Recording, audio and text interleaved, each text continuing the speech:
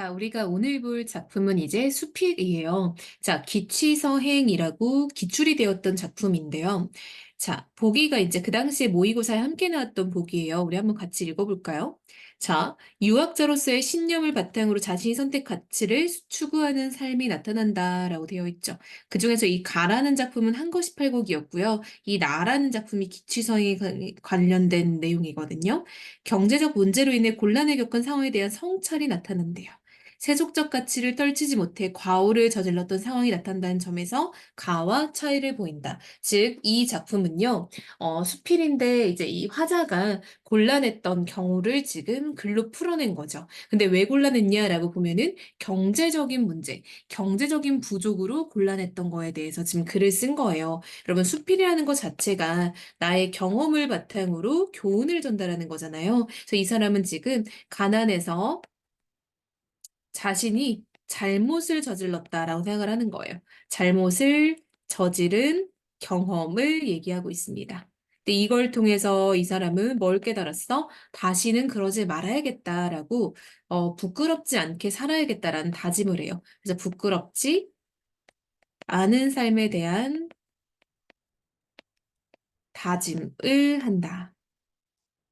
이게 이 글의 주제이자 글을 쓴 목적이라고 볼 수 있겠죠. 그래서 어렵지 않을 거니까 우리 한번 같이 읽으면서 정리해 봅시다. 자, 여러분 제목을 보면요. 취서라고 되어 있죠? 자, 이 취서가요. 절 이름이에요. 자, 이 취서가 취서사라는 절을 이 기가 기행할 때 기자거든요. 취서사를 간 경험이라고 볼 수 있고, 미안. 기행이 아니고요. 이거는 기록이죠, 기록. 그쵸? 이 행이 단일 행자예요. 취서사를 다니다, 즉 가다, 갈 행자죠. 간, 경험에 대한 기록이라고 볼 수 있습니다. 이렇게. 그래서 이 사람이 절에 가서 무언가를 얻으러 갔다가 나중에 생각해보면 내가 참 잘못했다라고 얘기를 하는 부분이에요. 자, 우리 한번 같이 읽으면서 정리를 해볼게요. 몇 칸의 집을 수선하려 하매 아내가 취서사로 들어가 겨릅을 구해오길 권했다. 여러분, 이 취서사가 바로 절이라고 했죠, 절. 자, 어느 절에 가서 이 겨릅은 여러분 당시에 약간 껍질을 벗긴 삼대 같은 거예요. 삼대. 우리 삼대가 그 삼배 만들 때도 쓰잖아요. 그쵸? 그래서 이 껍질 벗긴 삼대 식물의 어떤 그것을 구해오라고 권유를 했대요. 유택이라는 사람은 나한테 안 된다고 했고요. 그리고 유평이라는 사람은 나보고 그래 우리 한번 가보자라고 얘기를 했대요. 그래서 유택은 말렸고요. 그쵸? 그리고 유평은 그래 우리 한번 가보자라고 얘기를 했네요. 나도 스스로 생각을 해보니 자 그쵸 필자도 나오고 있습니다. 절에서는 기와를 쓰기에 결업은 그다지 아끼는 것이 아니고 다만 민간의 요구와 요청에 응하는 것이기에 이를 요구하더라도 의리를 심히 해치지 않을 것이라고 나는 생각을 했대요. 자 여러분 이게 나의 생각인 거죠. 그쵸? 자 여러분 수필은 나의 기록이니까 나의 생각을 알아보는 게 중요할 거예요. 그래서 다시 의견을 널리 구해보지 않고 가야겠다라고 지금 결심을 한 거죠. 마침 처숙부인 내가 아는 사람이겠죠? 상사공이라는 사람이 약을 지으려고 취서사로 가게 되었는데 내가 가고자 함을 알고 따르게 했대요. 되게 공 또한 안 된다고 생각하지는 않았기 때문이다라고 내가 생각한 거야.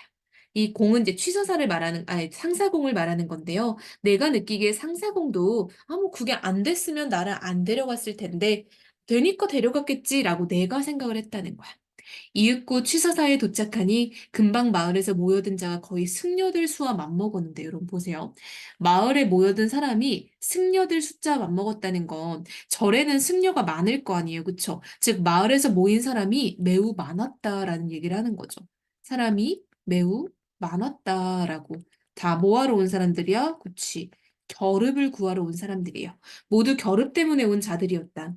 좌우에서 낚아채 가며 이리저리 가며 많이 가지려 두고 시끌벅적하게 뒤섞여 밟아 대어고 시장판을 만들었으며 가져감이 많고 적음은 그 힘의 강약에 따랐으나 승려들은 참견하는 바가 없었대요.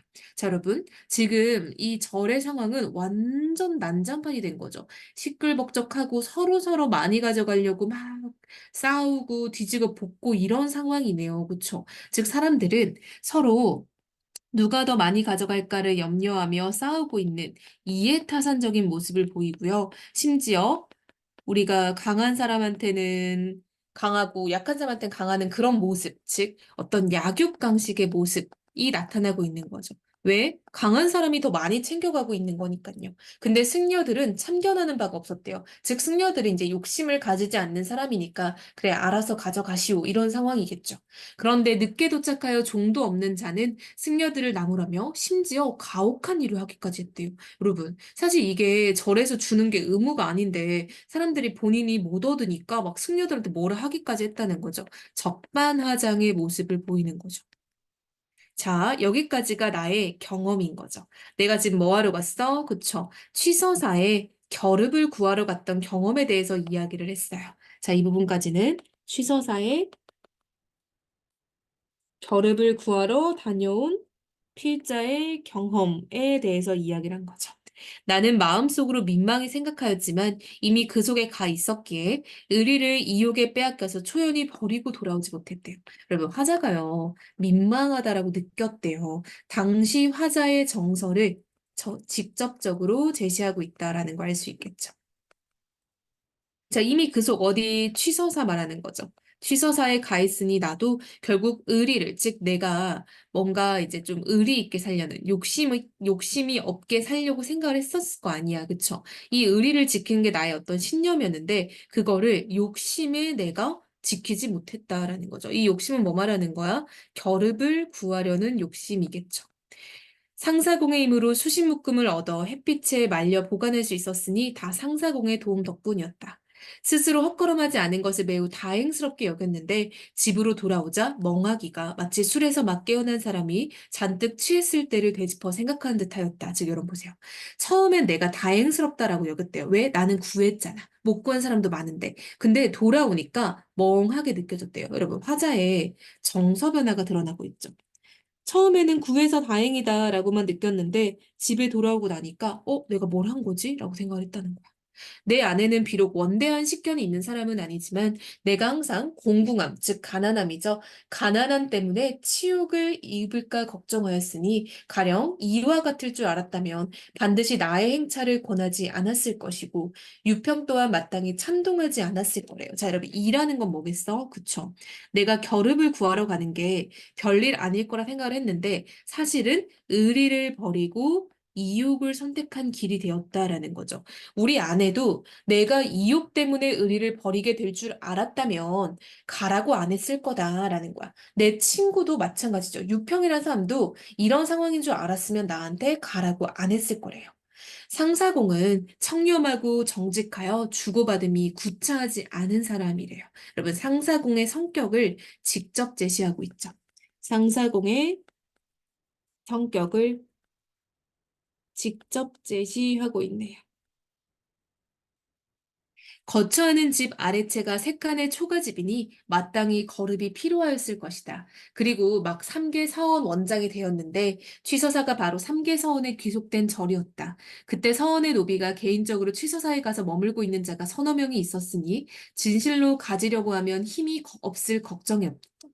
없을 걱정이 없었다. 그런데 담담하게 한마디 간섭함도 없었으니 그 마음속으로 반드시 나를 비난하였을 것이다. 즉, 여러분 이 부분을 보면요. 무슨 얘기를 하고 있냐면 상사공은 사실 결읍을 쉽게 구할 수 있는 사람인 거죠. 그쵸? 상사공은 지금 취서사에 어느 정도 힘을 좀 행사할 수 있는 사람이에요. 즉, 상사공은 마음만 먹으면 결읍을 쉽게 구할 수 있는 사람이에요. 근데 안 구했죠. 결합을 쉽게 구할 수 있는 사람. 하지만 상사공은 그를 구하지 않았다라는 거야. 왜요? 상사공은 욕심보다 의리를 좀 더 중시했던 사람인 거죠. 그러니까 이 상사공은 아마 나를 비난하였을 것이다 라고 내 생각이에요, 여러분. 그쵸? 상사공의 생각은 아니에요. 내 추측이야. 그런데도 애써 나를 위하여 저와 같이 마음과 힘을 써주신 것은 다만 나의 공공함을 불쌍히 여겨서일 뿐이니라 라고 내가 추측하는 거예요. 그쵸? 맹자는 궁에도 의를 잃지 않는다라고 하였고 이극은 궁할 때에 해서는 안 될 일을 살펴본다 하였다라고 여러분 옛날 사람들의 말을 인용하고 있죠. 즉 나는 이 맹자나 이 이극이 하는 말을 실천을 못한 거잖아. 그쵸? 즉 옛 성현의 말을 인용함으로써 내 잘못에 대해서 깨닫고 있는 거죠. 나는 궁한 때문에 이미 스스로 의를 잃어서 평소에 하지 않던 행동을 했고 또 어른 누구 상사공 말하는 거예요. 나의 어른인 상사공에게까지 폐를 끼쳤으니 참으로 부끄러워할 일이다 라고 나는 부끄러움을 느끼고 있대요. 이미 뉘우칠 줄 알았으니 이후에는 마땅히 조심해야겠기에 이를 갖추어 기록하고 있죠, 여러분. 이 사람이 글을 쓴 계기가 나타났어요. 내가 너무 잘못했으니까 이 글을 써서 내가 반성을 하고 다시는 그런 짓을 하지 않아야겠다라고 다짐할 거래요. 유택이 나를 아껴 약이 되는 유익한 말을 했음을 드러낸다. 즉, 그럼 유택은 뭐 하는 사람이야? 그치? 이 사람 보고, 야, 그 구하러 가지 마. 라고 했던 사람이죠. 그 말이 맞았다라는 걸 내가 기록에 남겨야겠다 해서 이 글을 썼대요. 여러분, 수필은 한마디로 일기 같은 거예요. 그쵸? 내가 어떤 행동에 대해서 내가 했던 말, 내가 했던 어떤 일, 이걸 통해서 나를 돌아보고 그거에 대한 깨달음을 얻은 것을 글로 표현하는 문학이기 때문에 경험과 이렇게 깨달음이 나타난다라는 특징이 있겠죠. 그래서 지금 이 윗부분 초록색으로 표시한 부분까지는 경험이고요. 이제 그 다음부터는 나의 깨달음이 주로 이어지고 있죠. 그래서 어렵지 않은 글이니 영상이 끝나고 나서도 한번 다시 읽어보며 혹시라도 이해가 안 되는 부분이 있으면은 체크를 해서 질문을 하면 좋겠죠.